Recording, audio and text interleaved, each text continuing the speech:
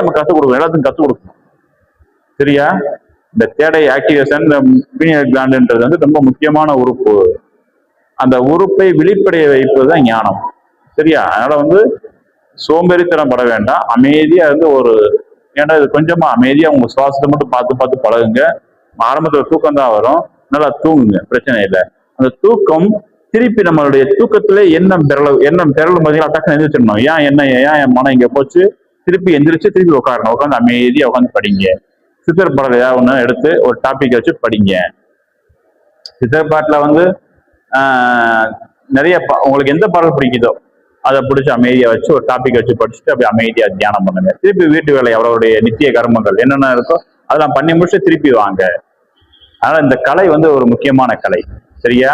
அதாவது இது வந்து இன்னர் இன்ஜினியரிங், ஒரு இன்ஜினியரிங் கோர்ஸ் மாதிரி தான் எனக்கு. நீங்க வந்து ஒரு இன்ஜினியரிங் ஸ்டூடெண்ட், ஸ்பிரிட்.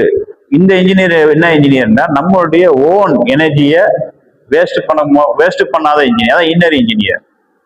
மனம், மொழி, மெய், வாய், கண், காது, இந்த வழியா நம்மளுடைய எனர்ஜி போய்கிட்டே இருக்கு, நவத்துவாரங்கள் வழியா போய்கிட்டே இருக்கு.